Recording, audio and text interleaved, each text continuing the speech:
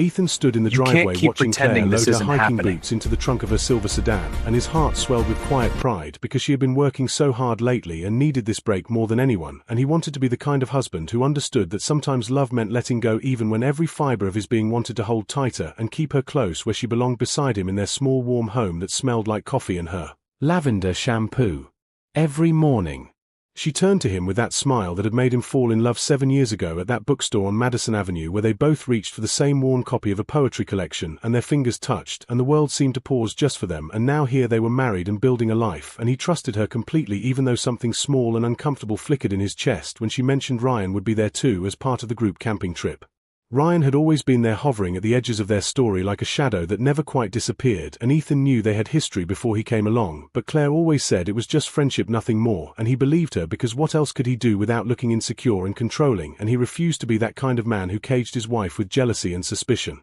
Laughing, Claire kissed his cheek and promised to call every evening and bring back stories of starlit skies and mountain air, and Ethan held her tight, breathing in her scent, trying to memorize the way she felt against him because 3 days suddenly seemed like an eternity, and he wondered why his gut twisted with an unease he could not name or explain. She drove away and he waved until the car disappeared around the corner and the driveway felt emptier than it ever had before. The first night without Claire felt strange and hollow, like the house itself was holding its breath waiting for her return, and Ethan kept himself busy organizing the garage and watching old movies they had seen together, but everything reminded him of her laugh, her voice, her presence that filled every corner of their life and made everything feel complete and whole. He checked his phone, constantly waiting for her promised call, and when it finally came at 9:30 his heart jumped with relief, and he answered on the first ring, trying not to sound too eager or desperate because he wanted her to enjoy her freedom without feeling guilty about leaving him behind. Laughing. Claire's voice sounded distant and happy, describing the campsite near a crystal lake surrounded by pine trees, and how the air tasted clean and fresh like nothing in the city ever could.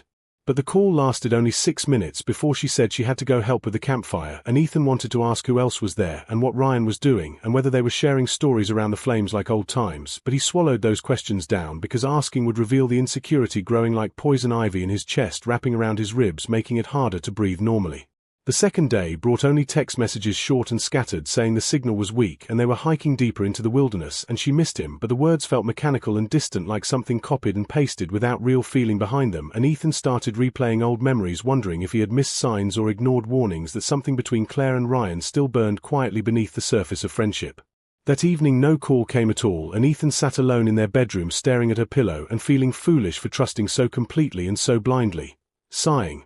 When everyone knew that camping trips and old flames and 3 days away from reality could change everything. By the third morning Ethan could barely sleep and his mind kept creating scenarios he did not want to imagine, but could not stop seeing Claire and Ryan by the firelight sharing a tent because someone forgot their equipment, Claire laughing at his jokes the way she used to laugh at Ethan's back when everything was new and exciting and full of promise that had not yet been tested by routine and bills and the ordinary weight of married life. He tried calling twice, but both went straight to voicemail and the silence was louder than any confession, and he paced the kitchen drinking cold coffee and wondering if he was overreacting or if his instincts were finally catching up to a truth he had been running from since the day Claire first mentioned Ryan's name with that particular softness in her voice that you reserve for people who once meant everything. When she finally texted at noon saying they were heading back early because of weather, Ethan felt both relief and dread tangled together like barbed wire in his stomach, because part of him wanted her home desperately and another part feared what he might see in her eyes when she walked through that door carrying secrets folded carefully in her backpack alongside dirty clothes and borrowed courage. Sighing, he cleaned the house and bought fresh flowers for the kitchen table and tried to prepare himself for her return, but how do you prepare for the moment when you realize the person you love might have shared more than just a tent with someone else, and that camping trip was never really about nature or clearing her mind, but about testing waters that should have stayed still and undisturbed?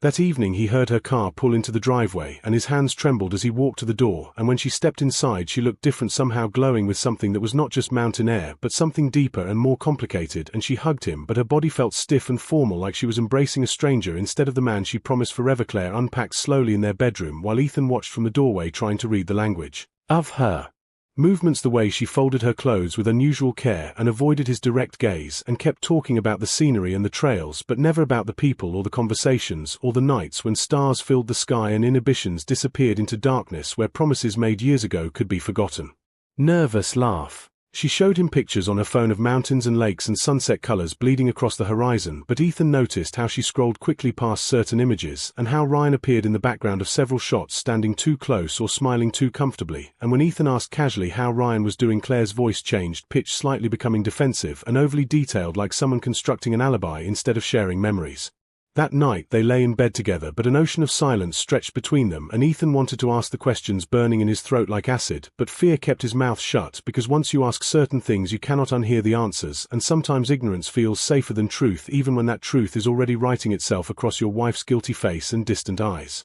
He noticed small things in the following days, like how Claire checked her phone more often and smiled at messages she quickly dismissed, and how she seemed restless and distracted, like part of her was still out there in those woods with someone who understood parts of her that Ethan thought belonged only to him, and the realization cut deeper than any betrayal because it meant he never fully had her heart the way he believed. Crying. One evening while doing dishes, Claire suddenly said Ryan understood her in ways that were hard to explain, and Ethan's hands froze in the soapy water, and he felt his world tilting sideways because those words confirmed what his gut had been screaming since she returned, and he finally understood that the tent they shared was just a physical space, but the emotional intimacy they rekindled was something far more dangerous.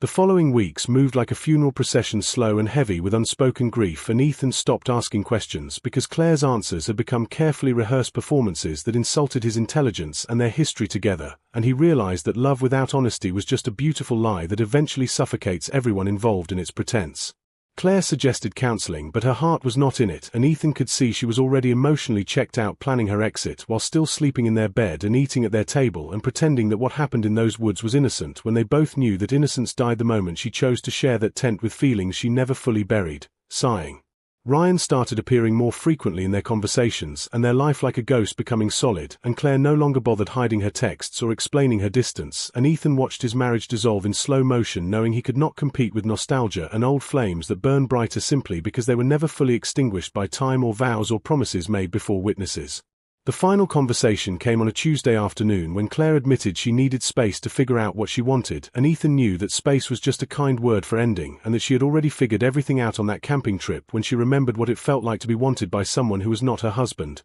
Crying. Ethan signed the divorce papers 6 months later, sitting alone in the house that still smelled faintly of lavender and broken promises, and he learned the hardest lesson, that love requires more than trust and devotion. It requires two people who choose each other every single day, not just on wedding days, but on ordinary camping trips when temptation whispers and old feelings resurface, and the choice to stay faithful becomes harder than the choice to surrender to what feels exciting and new and unearned. What we learn.